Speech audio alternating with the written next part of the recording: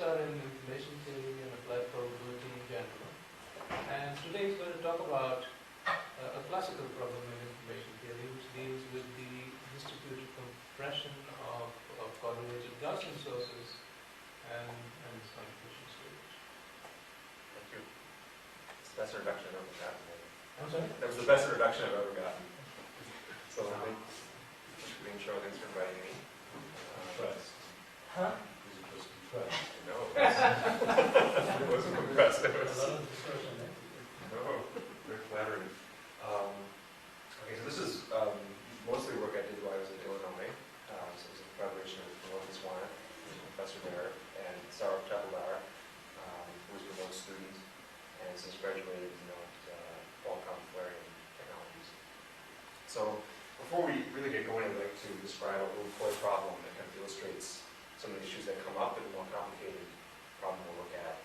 So here's the situation. So suppose you have two encoders, and they each have access to one number. Okay, there's no coding here. You just have two encoders who say, I have a number, Quadratic has a number, two integers, and we each want to send our integer to Sasha, who wants to reproduce both the numbers separately. And Prakash and I do not cooperate at all. We don't see each other's number, and we have to send our numbers over to Sasha. Now, if you don't know anything about these numbers a priori, there's not really much you can do, right? So we just write down our integer as a binary string, and we just send the bits to Sasha, and that's it. Okay?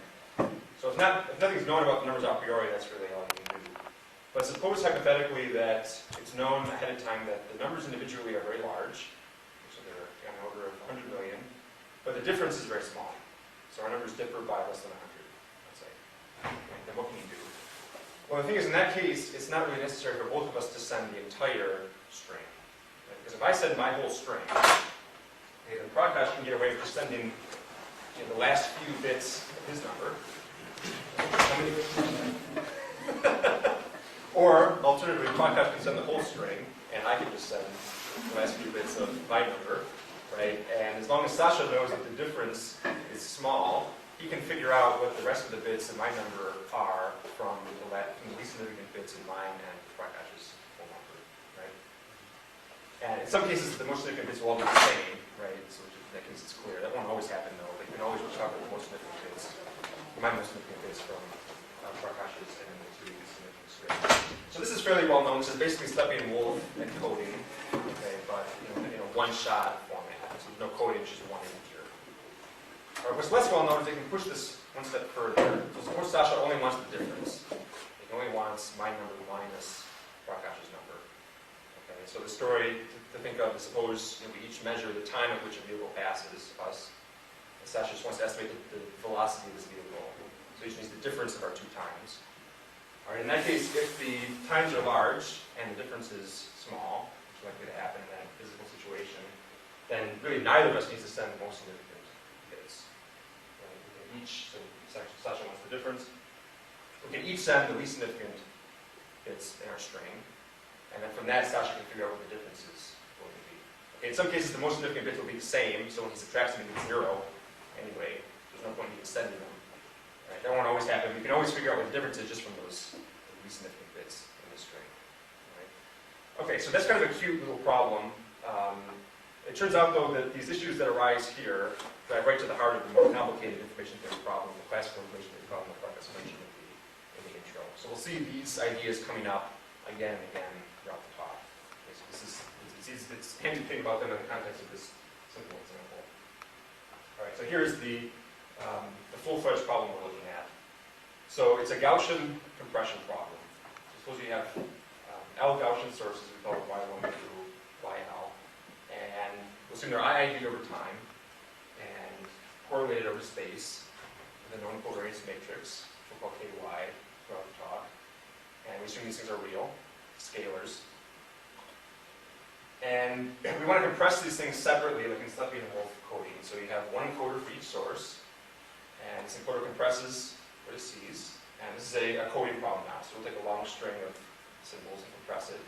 Send it to the decoder, and we're assuming separation here.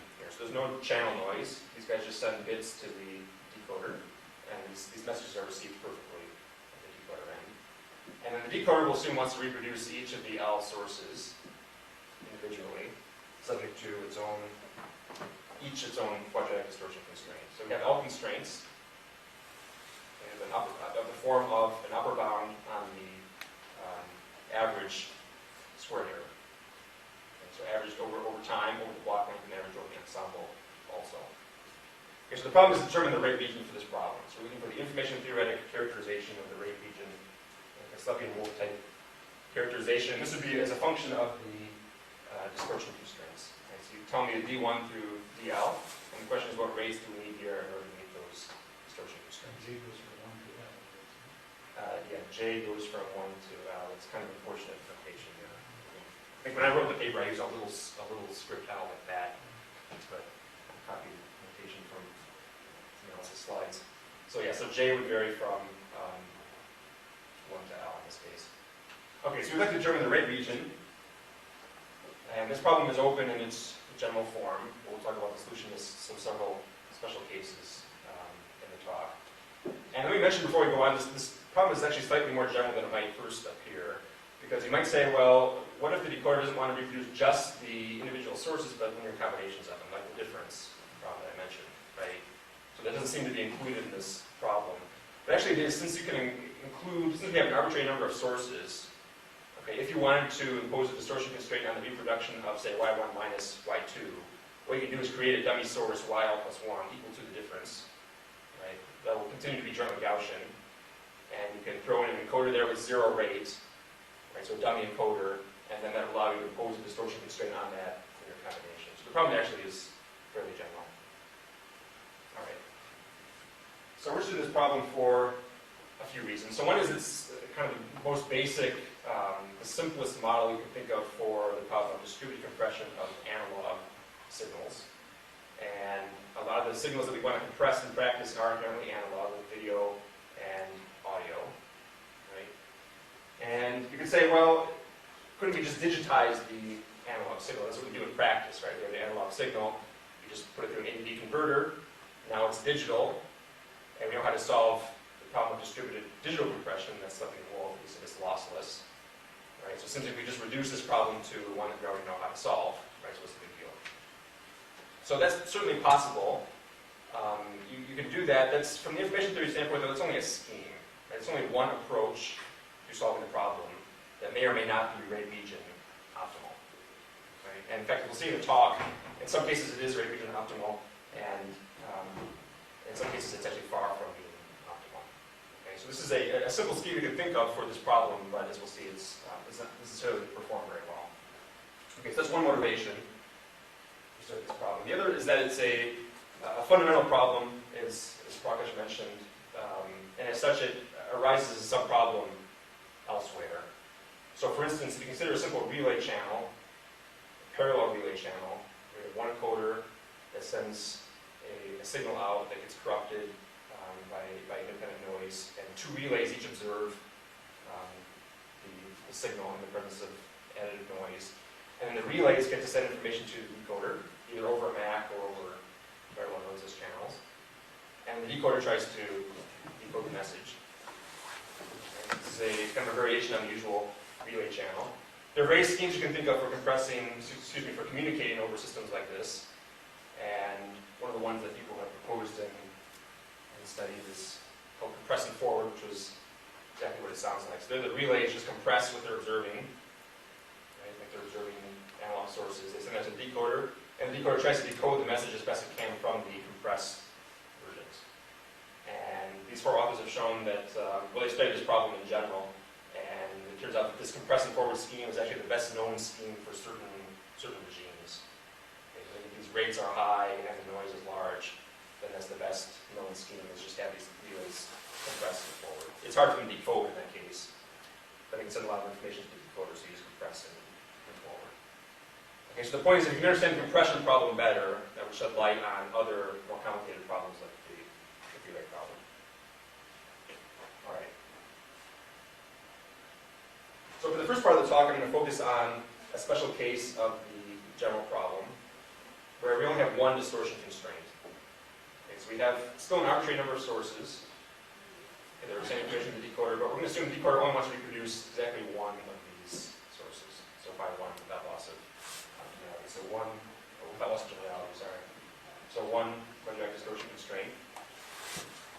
is sometimes called the many help one problem, as you can view these other guys as merely helpers. Since they don't have information that's of direct access to the decoder, their job is really to just help the encoder one who's trying to communicate this signal to the decoder. Okay, obviously, if Y1 is independent of Y2 through YL, right, then these guys can't do anything to help. Right? So there's no point in having them around. But if Y1 is correlated with one or more of these, then it can potentially help the first encoder. So that's the many help one problem, Gaussian form. All right, so I mentioned you can just quantize and view it as a digital problem, and that will give you a scheme. So let's look at that scheme in more detail. So here are Gaussian sources. So the way this would work is you first vector quantize each of the sources individually. So each encoder vector quantizes its signal. And this gives rise to digital signals, and quantized versions. We call those tildes, so Y1 tilde, Y2 tilde, etc. And these being digital signals, you can move them to the decoder using Slepian-Wolf compression. Right? And the decoder then can reproduce perfectly all the tilde signals. And then at that point, it can just try to estimate the source of interest Y1 by computing a conditional expectation, really, of Y1 given all the data it receives. All right, so that's a very natural scheme. And we call it the separation-based scheme or separation-based architecture because it kind of separates the two parts. The lossy A to B conversion is done completely separately from the lossless spatial compression in such a way that the two don't really know anything about each other. And these just need to be Slepian-Wolf rate region achieving codes here. And these are just optimum rate distortion quantizers. And you can design these without knowing how this is designed and vice versa. So it's a separation-based idea. Yes, please. Do you mean this quantizer is a single letter quantizer, or you mean this rate distortion type of the quantization? It's a rate distortion type of quantization. Actually, I'm using a Gaussian rate distortion quantizer. So these would be quantizers that achieve the Gaussian rate distortion function. But it is a vector quantizer, it's not a scalar quantizer, that's what you're asking. Yeah. All right. So it's kind of a dumb scheme, to be frank. I mean, it's kind of the simplest scheme you'd think of when you first arrive at the problem. And our first result is, despite its simplicity, it's actually optimum for the many help one problem, in that it achieves the entire rate region if a certain condition is satisfied. And this condition is kind of complicated. Okay, so it's optimum if you can write the observations as the Y1 through YL as the leaves of a Gaussian Markov tree with noise on each edge. Okay, so this is kind of a mouthful. So the condition is I need to be able to write my original sources for Y1 through Y5 in this case. I need to be able to find additional sources, those would be the X's in this case, that I can couple to the original variables, such that all these things are jointly Gaussian. Okay, and we can arrange them in a tree, like this, subject to the usual conditional independence conditions. So I need to be able to, it needs to hold that if I condition on any one variable, say x1, okay, then all the trees you get by removing x1 will be conditionally independent given x1. So in this case, all these variables will be independent of this one, just be independent of this one, all given x1. It's just the usual kind of Markov field condition. Any two variables need to be conditionally independent given a separated variable in the graph. Okay. So in the end, this is a condition on the original variables, or the covariance matrix of the original variables. Either they can be written as the leaves of a Gauss-Markov tree like this, or they can't. And if they can, then we can show the separation-based scheme is optimum, and we can determine the rate region. Okay. Now, this looks kind of fishy, I know, and that it looks like a very complicated condition that we cooked up just to make the proof work out, right? And actually, I don't think that's the case. So later in the talk, I'll describe what happens if this tree condition fails. And there's evidence that if the tree condition fails, then this result no longer holds. The separation-based scheme is not optimal. Okay, so this tree condition seems to be something fundamental to the problem. It's not an artifact of our proof technique. It's something we made up to make it work out. You know, Y1 through YN, we're Gaussian, right? Absolutely. So what is the characterization in terms of K1 of this condition? We'll see that. Yes. I have a slide later on that. Yes. Yes. It is you can express a condition on KY that expresses the tree. Necessary and sufficient? Necessary and sufficient. Well, we worked it out for the 3 and 4 case. Necessary and sufficient. you need the existence of these x's which are also jointly Gaussian. You need the existence of some x's that are jointly Gaussian. Now, one source might potentially have multiple trees, Yeah. but you only need one. But they need not be Gaussian, right? No, it needs to be a Gaussian Markov tree, so all these variables need to be jointly Gaussian. So Absolutely. if you have something like this, but it's not Gaussian, it doesn't work. No. And what does it mean? Why does it work? We'll talk about that. Yeah, we'll talk about that. I anticipated that question. All right. So this is the easiest way to think about our result, I think, is in terms of this dividing out one problem. We actually show something slightly stronger, something more general. So to understand the proof, you have to actually see what we're really proving. So really what we can solve, and this is even more complicated to state. So really what we solved is the problem where you're given the tree. Okay, so you're given the Gaussian Markov tree. You're given all the variables now. Before we were given only the y's, right? And we constructed the x's. Now we're saying you're given the whole tree, and the observations are again the leaves, except we potentially have one quarter with direct access to one variable, and that's the variable we're trying to reproduce. Okay, so we can show that separation is optimum and determine the red region. If you're given a Gaussian Markov tree like this, and you have a single distortion constraint on any one fixed variable in the tree, and we can allow one quarter to have direct access to that one. The rest of them all have to be looking at leaves in the tree. Okay? So any variable we can handle. So in particular, this would imply the previous result. So we can solve the problem where we have a single distortion constraint on any one of the leaves. But this is more general because it allows the distortion constraint to be anywhere in the tree. All right. The rate region does not have a nice simple expression, but you can write it down as a convex program. So the rate region is also determined when you show that separation is optimal. All right, so this result here is a generalization of the prior result found independently by Muhammad and the team at Berkeley. And their result is for what's typically called the CEO problem for historical reasons. So the CEO problem is like what we had in the previous slide, but the tree only has two levels. You just have the root, the x, and then you have the leaves. And actually in the CEO problem, it's the root that you care about. Okay, so in the CEO problem, you have a Gaussian source. That's the one of interest to the decoder. And the encoders all make noisy observations of this hidden source, and these observations are conditionally independent given the source. And optionally have one encoder with direct access. Actually, it's not, if you can solve it with one encoder with direct access, you can potentially solve it with multiple with direct access because they're all the same thing. All right, so our result is a generalization of this in that we allow, it's kind of a twofold generalization. One is the tree can be more elaborate.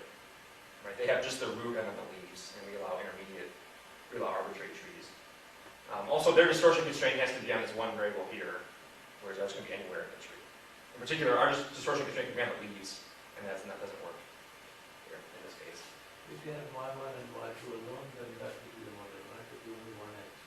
If the original source has just y1, y2, Right? there would be just one x, and y1 and y2 would be conditionally independent given x.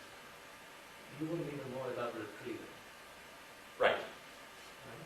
Right. Yes, that's true.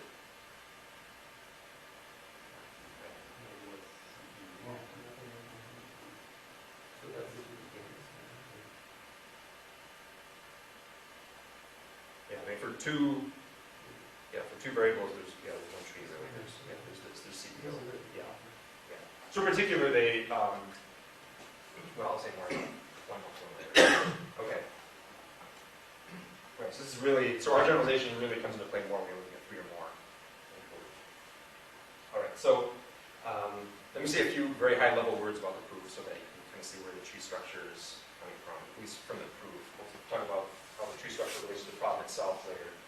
So let me first say a few words about how the proof works for the CEO problem, because our proof is kind of a generalization of this. So, yeah. Yeah. So if there were only y1 and y2, then the result for it would follow from this. So the result for what? Then the compression, the scheme which uses the simple Right? vector V2 scheme would work with the Wagner and say the parent. For what?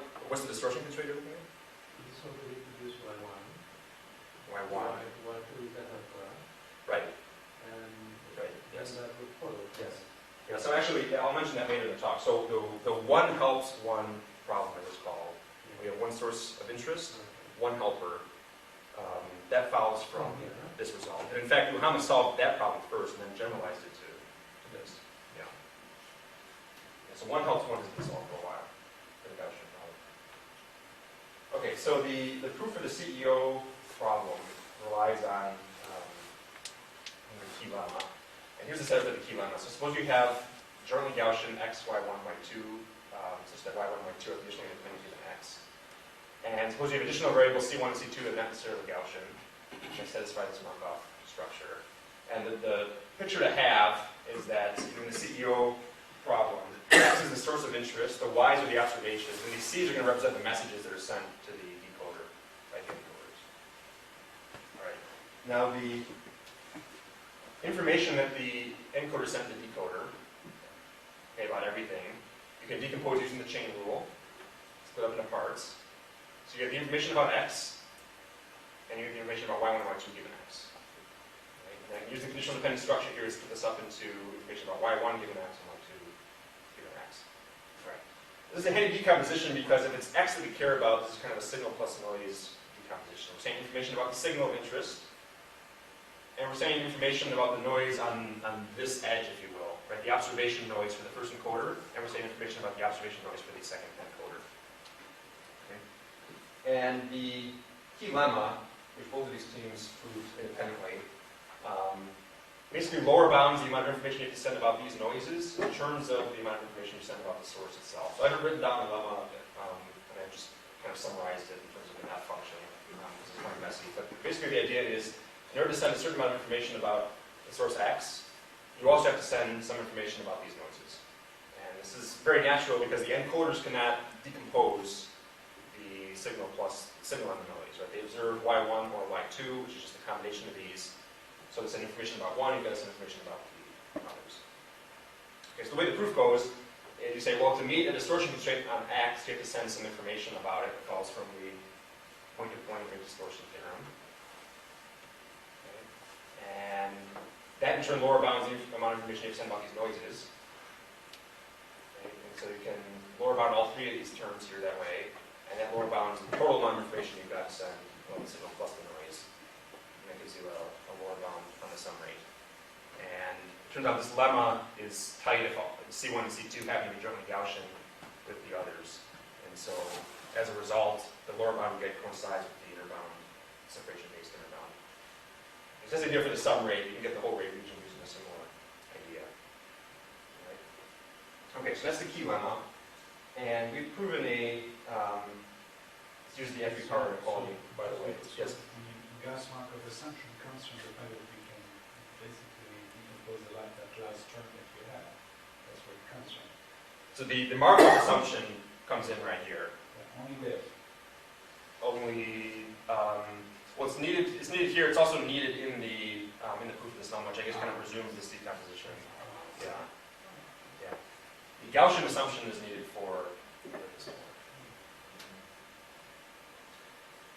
Really, to use the entry power inequality, which is kind of the engine behind this lemma, we need the conditional dependence.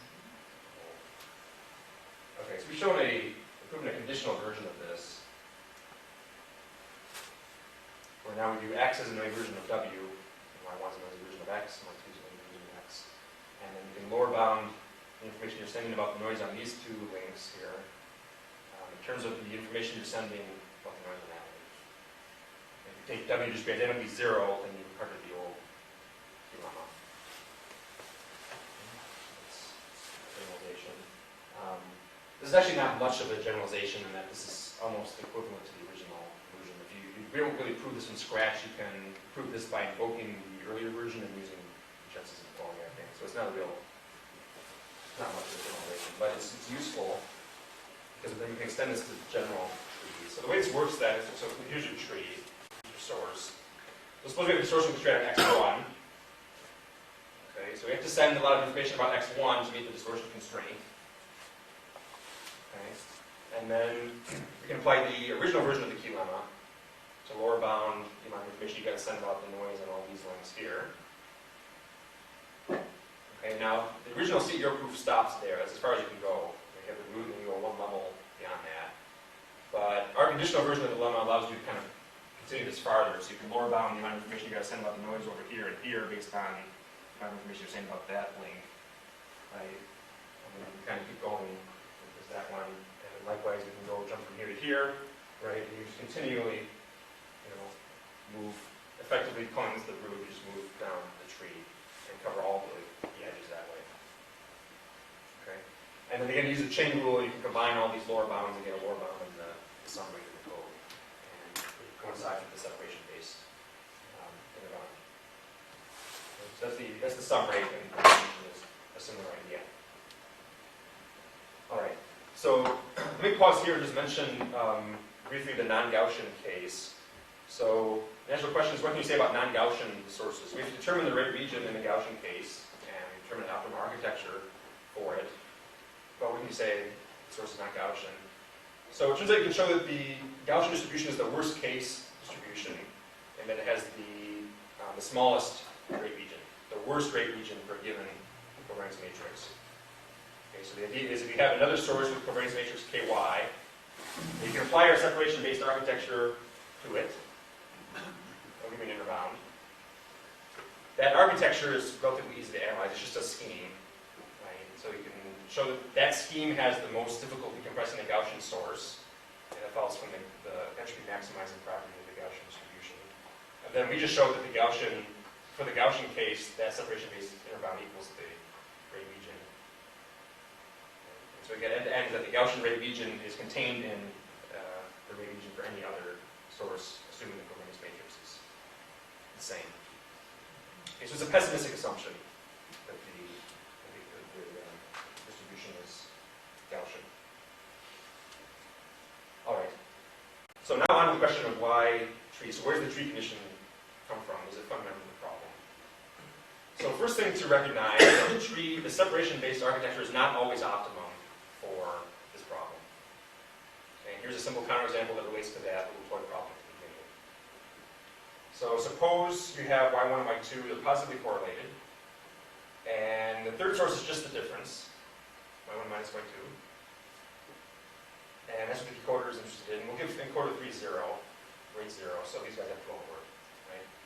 And we'll look at a particular asymptotic regime where these variances are equal infinity to infinity, but the correlation coefficient is tending to 1, so that the difference has constant variance.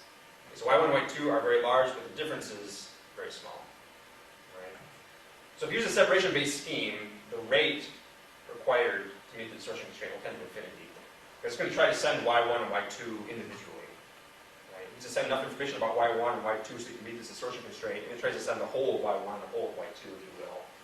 Since their variance is tending to infinity, it's going to require infinite rate. Right? But there's a simple scheme that will beat that. In fact, it will require constant rate,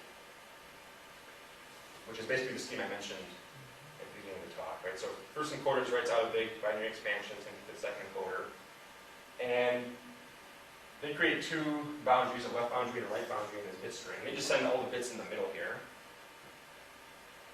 Okay. And the claim is that as long as this right boundary is sufficiently far to the right and the left boundary is sufficiently far to the left, then the decoder can estimate the difference subject to its distortion constraint, right, just from those middle bits. And the reason is these bits to the right are so insignificant they don't matter. Right? And the bits to the left, right, aren't needed to compute the difference. In many cases, they'll be the same. So when you subtract them, you get 0 anyway. So you're going to need to send them to the decoder. The decoder really needs these bits to the middle. Okay, and these boundaries don't need to move the variances, because it only depends on the variance of the difference. Okay? So separation is not always optimum for this problem.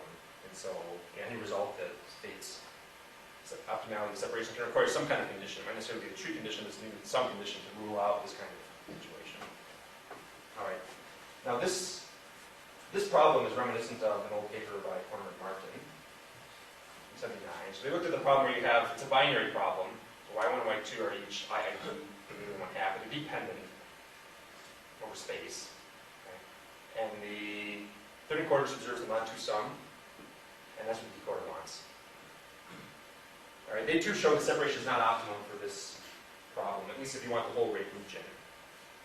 And minimize the sum rate is easy. If minimize the sum rate, you have a quarter 3 sum this, and these guys don't do anything. And that separation, I guess, will achieve that. But if this guy can't communicate at all, there's 0 right here, and just being quarter 1 and 2 have to do all the work, okay, then separation is not optimum. And in fact, they've exhibited a scheme that is optimum, and it's basically a structured binning scheme. So normally when you prove Sheppey and Wolf, if the binning is completely unstructured, you just take the sequences, you throw them randomly in the bins, and it works out. And these guys use a structured binning scheme with linear channel codes doing the binning. So they have binary linear channel codes, and they use those codes to do the binning, so the binning is done in kind of a linear way, and that allows the decoder to kind of extract this mod 2 sum without getting a lot of irrelevant information, without learning what y1 and y2 are individually. Okay, and that's kind of similar to what we're doing in that Gaussian difference problem. We're setting information about the difference without setting a lot of unnecessary information about the 2 sources themselves. So this appears to be, our problem appears to be the Gaussian analog of this problem, and we're currently looking at how to extend their scheme to the Gaussian problem. Yes? You mean separation here, but here your sources are all discrete, so there's no, you mentioned this quantization problem there. So what do you mean separation in this specific problem? Well, you can still talk about, you can still apply the scheme, you can still do vector quantization, it'd just be a digital to digital vector quantization, is what it would be. So you can study rate distortion theory for digital sources as well as analog, and you can quantize them. And the rate distortion theory goes through for digital sources, discrete granular sources as well as Gaussian sources. So that's the scheme. So you quantize, potentially, and then bin. So actually, it's just these 2 encoders are sending, and there's no encoder 3 here, and you want to meet this distortion constraint. If you use that separation-based scheme, you can show that you can't do any quantization. You have to just, it's basically just like a Wolf. And there's no, the VQ part of that architecture would not be used in this problem. And because we want perfect reproduction, I guess I didn't mention that, we want perfect reproduction of the mod 2 sum here. Yeah. All right. Okay, so I mentioned this problem because, this Gaussian difference problem, because this counterexample is related to the tree condition. So here we come to the question of how the tree condition relates to the covariance matrix. So suppose we have 3 sources. Okay, without loss of generality, you can assume the covariance matrix is like this, 1 sub-diagonal. It's a scaling. Then you can work out what the tree condition says in terms of the matrix, and you can write down the necessary sufficient condition in terms of the correlation coefficients for the tree condition to hold. Okay, so the sources can be written as the leaves of the Gaussian-Markov tree if and only if row 1, row 2, and row 3 satisfy these 3 conditions. Okay?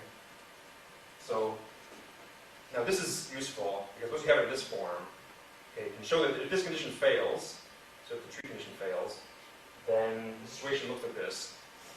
We have y1 and y2. Y3 can be written as a linear combination of the others plus noise. That's always possible in the direct Gaussian case.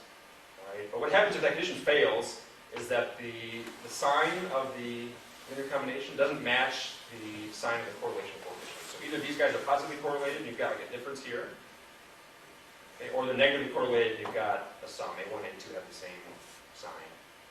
And it turns out from a source code perspective, those are really the same problem. You can reduce one to the other. So the point is, the upshot of all this is that there's evidence that the tree structure is fundamental to the problem, and that if it fails, then you're in this situation where we know that separation is not optimum, at least in a particular regime. Okay, and I would guess it's not optimum, rate region optimum for any value of the parameters, but that's conjecture at this point. All right. Okay, so one consequence of all this is that compressing the sum and compressing the difference are very different problems. Right? The sum problem can be as follows. Suppose y1 and y2 are what are observed. The recorder wants the sum y1 plus y2. I'm going to assume positive correlation here for the moment. Right? This problem can solve by viewing it as a CEO problem. Right? Because I can say, this is not part of the original problem, but I can say, let's view y1 and y2 as noisy versions of a hidden source. Right? And then from the vantage point of the coders, the encoder and the decoder, estimating x is equivalent to estimating this linear combination, assuming these noses have the same variance, right? So the same problem, and so what's optimum for estimating x would be optimum for the sum, so separation that means would be optimum for the sum problem. And I mentioned this is not, the separation scheme is not very discriminating, right? And that it essentially just sends everything. Right? You just quantize the sources, just send that to the decoder. So the decoder gets information about y1 alone, y2 alone, about the sum, about the difference. It gets information about every linear combination, really. Okay, even if it just wants the sum. For the difference, right, if the decoder wants y1 minus y2, then we know separation is not optimum, at least in general, in some regime. So essentially what's happening there is that there exist schemes that are more discriminating. Okay, that can kind of pick out what the decoder wants, the difference, without saying a lot of irrelevant information about the sum or other linear combinations. Okay, this is assuming positive correlation. If it's negative correlation, then it's the other way around. Okay, then the difference, separation is optimum, and the sum is not necessarily optimum. All right. Okay, so this is something that's kind of surprising to me when I started. I mean, it's for the centralized problem, sum, difference, they're all just modes, underlying source. What's the difference? But for the decentralized problem, there's an important difference between these two. And if you understand this difference, you can solve other problems in this area. So, in the remaining time, I can mention this other result. So, for this problem, going back to the original problem now, we're going to focus on the case where we have just two sources, but we have two distortion constraints now. And so before it was the helper problem, we only have one distortion constraint. Now we've got a distortion constraint for each source, but we're going to focus on just two sources.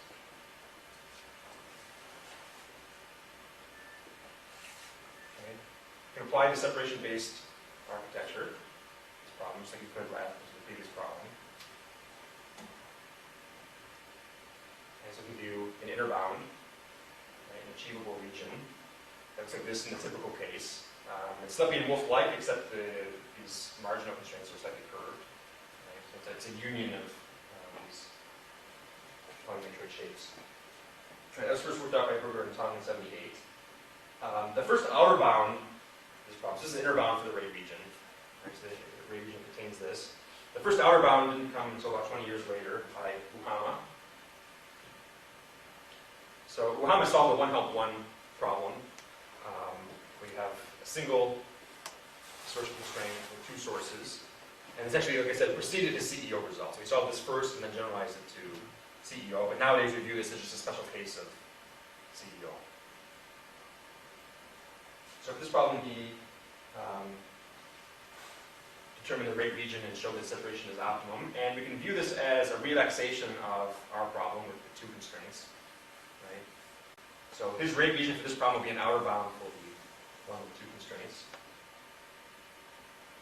And here's what this looks like. So if you have just the constraint on the Y1, on the first encoder's source, you get a rate region like this. You have just the constraint on the second source, you get a region like this.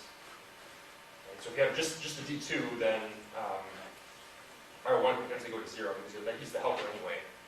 Right? That's why second encoder is the helper. Okay, so both of these regions form an outer bound. So you can intersect them, that will give you an outer bound for the rate region for the two constraints. And the amazing thing is that if you superimpose the Berger-Tung inner bound on this, then they coincide all up here and all down here like that. Okay, so it's just that linear segment in the inner bound where they do not coincide. Okay, so the rate region is determined all up in here and all down there like that. Right. So to show, as a consequence, to show the inner bound achieves the entire rate region, you just have to show its sum rate optimum. So if you can show you can't do better than that sum rate, then that would determine the whole rate region. And that's our contribution to the problem. So we show that the inner bound is sum rate optimum and therefore achieves the entire rate region when you combine it with Uhama's result.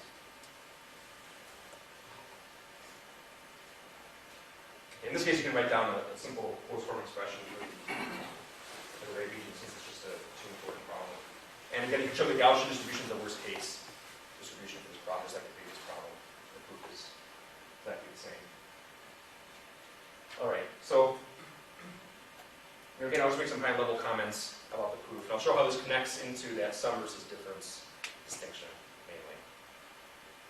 All right, so I think the key to understanding this problem is to think about what a centralized encoder would do. Okay? So let's suppose, for the sake of simplicity, let's suppose the two distortion constraints are equal. It's symmetric. It's easy to understand in that case. We'll suppose that the covariance matrix is like this. Okay, so unit variance. All right, so what would a centralized encoder do? Well, it's a centralized problem, so you can work this out. What the centralized encoder will do will first apply a Harmonic left transform. It'll rotate the source to get at the independent modes, right? Show the sum and the difference in this case. And it'll compress these two independently. So take the sum, compress that, take the difference, compress that, right? And you can view this in single letter form as scaling and adding noise, Gaussian noise. The decoder is going to get these two estimates, and it can combine them to estimate y1 and y2. Right? So you add them and you get y1, and you subtract them and you get y2. All right, so the only question is, how much information do you use to represent the sum, and how much do you use to represent the difference? You know, what noises do you pick here? Okay, it's a water filling problem, a reverse water filling problem, really. Okay, you have distortion constraint on y1 and y2, and you've got to map that into distortion constraints on sum and difference and solve that optimization problem. So here's the way it works out for one particular case. So here the correlation coefficient is a quarter. The distortion constraint for both y1 and y2 is a half. Remember, the variances is 1. Okay, then if you work it out, so the sum, at least when you divide by square root 2, will have variance 5 quarters. Okay, so 1, you get the quarter and the correlation coefficient, and then that gets subtracted, so the difference has variance 3 quarters. And the centralized scheme is going to send enough information so that the decoder can represent the sum to distortion 1/2. Okay, so the blue represents information here. Right, if you said no information about the sum, then the decoder would have variance, would have error 5 quarters. And for the difference, would have error 3 quarters. We send enough information so that the error here is a quarter, and actually the error there is also 1 quarter. Okay. All right, so that's all centralized. Now, if you superimpose next to this, what happens if you look at our separation-based scheme for these numbers? Here's what happens. So you can look at how well the decoder can represent the sum with the messages it gets from the separation-based scheme and the difference. Right? And here's what happens. It ends up saying slightly less information about the sum, because you have a higher variance, higher error there, and slightly more information about the difference. Okay, so that when you combine them, you still meet the original distortion constraint. Okay. And you can see we're slightly off from the centralized scheme, and you're paying a penalty for that. So this is essentially not doing the optimum water filling, so you're paying a rate penalty. All right. So that's just what the separation scheme achieves. Now the question is, can you do better than this in a decentralized case, right? And it turns out you can't. You can actually see why from this picture, right? So the idea is we want to trade off, one information for the other, right? We want to move toward the centralized case, right? So you want to send more information in a decentralized case. You want to send more information about the sum and less information about the difference. If you go this way, that's going the wrong way. It's moving away from the centralized scheme, and you want to emulate the centralized scheme as best you can. Okay, so the question is, can we find a decentralized scheme that sends more information about the sum and less information about the difference that's closer to the centralized scheme? Okay, and so that you can't. Okay, because we know if a decentralized scheme sends more information about the sum, how's it going to do that? It's going to basically vector quantize more finely. That's optimum for sending the sum. Right? If you vector quantize more finely, right, that's not very discriminating. You send more information about everything. You send more information about the sum, about the difference, about y1 and y2. So that sending more information here in the decentralized case is not going to move you like this. It's going to move you like that. Right? There's some more information about the sum and there's some more information about the difference, and that's just going to drive your sum rate up. Okay? So that's the gist of the argument. Is, in a sense, this separation-based architecture is the closest one to the centralized scheme out of all decentralized schemes. And the trick to seeing that is to observe that the separation-based scheme is optimum if you have a sum rate. Constraint on the sum. All right. So the details are available online. This is two-hand wavy. All right, so I'll just mention a couple of recent generalizations. this. So we can solve also the problem where you want to reproduce two different linear combinations of the sources. Okay, so you have a 2 by 2 matrix M, and you want to reproduce M times Y. Okay. So this is M times Y is a two-dimensional vector, and we're assuming you have two distortion constraints, one on the first component, one on the second component. Then this proof technique will go through. Okay, in the positively correlated case, if M has basically if all the entries of M have the same sign, right? So it's written here as non-negative, but if they're all negative, you just multiply through by -1 and reduce it to this case. If rho is negative, then you can solve it if each row of M has a positive and a negative coefficient. Okay. And this is a generalization of the previous problem, because in either case you can take M equals to identity and that reduces to the classical problem. Okay. All right, so this is a full rate region result. I think at ISAT we had represent just a sum rate result, but actually it goes through the whole rate region. All right, so this is a generalization. It's useful not just mathematically, but from an engineering perspective, because it allows you to solve problems like this. So suppose the sources of interest are not the ones that are directly observed by the encoders. You've got noisy versions being observed. That would be a relay problem, maybe. So all these are certainly Gaussian noise independent of the signals. Then, from the vantage point of the encoder and the decoder, estimating Y1 is equivalent to estimating a particular linear combination of the observations. Right? So there's some linear combination of this signal here and this signal here. You know, it's going to be a sufficient statistic for Y1. And estimating Y1 is equivalent to just estimating that linear combination. Okay, you have two of those. And we can handle two constraints like that. So you get, actually for any row in this problem, separation based architecture is optimum.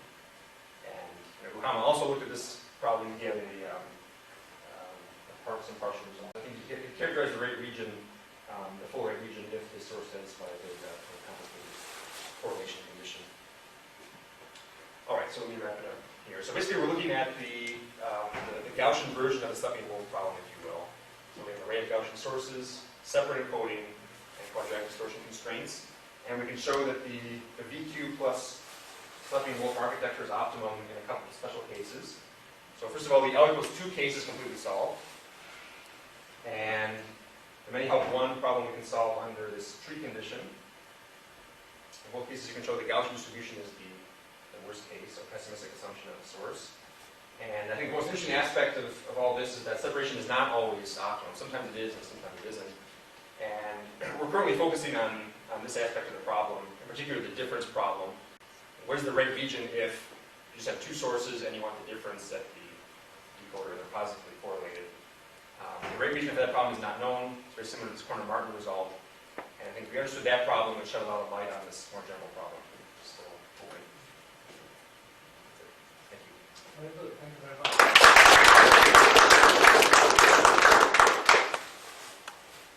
Questions?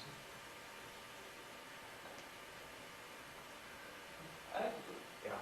The separation-based thing somehow says that if you can get some independence of the mission independence, then you can just make it true. Right? So somehow that's the underlying idea. Right? Right. Now,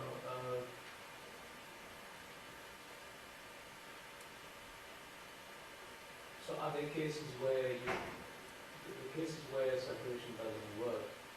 Do they correspond to the cases in an equivalent way where you have sources correlated, where you can't have this tree structure? In other words, there's no way of taking conditional independence.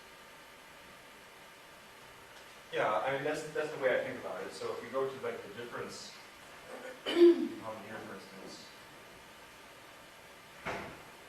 right? So if they're positively correlated, right? You want the sum, right? Then I can view the sum as essentially that hidden x that gets conditional independence. Now, for the difference, that doesn't work. There's nothing I can put over here that would induce conditional independence that's going to be related to the difference if they're positively correlated. They're negatively correlated to So even if you're given a general correlation matrix for these L, right, and there's no way of decomposing things in the way that you have this quantum structure, so is that equivalent to saying that the separation is going to work in those cases? we don't know that. So we know if the tree structure holds, then separation is optimum. And we know there are cases where the tree structure does not hold, where separation is not optimum. And looking at this k equals 3 case, at least here, it looks to me like if the tree structure fails, then separation is not going to achieve the rate region. But this is really for k equals 3. We can write down a simple characterization in terms of the rows. For k equals 4, it gets much more complicated, so I'm not sure about that. This is a little the same that if I took ky and I look at it in diagonal form, transformation would allow me to go from ky to basically give me the clues as to what's going on. I don't see it that way. This condition, for instance, I don't know if that's related to the rotation that you use to diagonalize. I mean, if I follow at least at a meta level what Prakash is saying, it should tell you something about the problem. Potentially. Right? Because I mean, if I had to rephrase my problem in these coordinates, then the chunks that are independent basically will satisfy some separation principle. Right. Now, I should mention, when I discussed the proof of the two-terminal problem, I was going to slide about how I did this. So, I chose the distortion constraints equal, and in that case, we look here, the relevant points to look at are the sum and the difference, which happen to be the modes. Okay, now if you have distortion constraints that are not equal, okay, the proof idea goes through, but what you're looking at here, the 2 points are no longer the modes. In particular, this is really the key one here, and this is no longer the mode. So the quantity we're looking at here depends on the distortion constraints and not just the covariance matrix ky. So it's a little more complicated.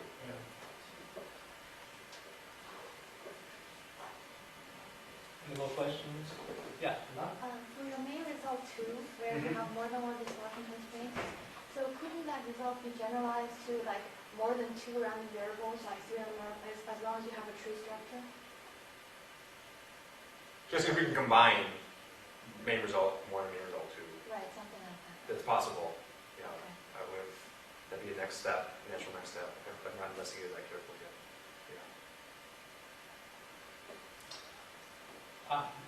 Wait. I'm wondering if you have looked into the reasons result by lactose. Have this really talking about this through Markov access channel. They show some case like the direct potential channel will be optimal in some case, but in some other cases you cannot show that. Do you have any idea on that problem? Just like your problem, but instead of noiseless channel, they have a Markov access channel. Same rate distortion problem. Yeah, I haven't studied that myself. It's it's a very different problem, really, when the channel is in the picture too. Because, like you said, then there are uncoded schemes that in some cases are optimum, and that's going to be completely separate from what uncoded is not really even feasible here. So potentially, some of the ideas here in terms of the modes and stuff, the tree structure, might potentially be useful there. But actually, we were talking about this earlier this morning, and there might be some connections, but there are definitely some important differences too. Thank you very much.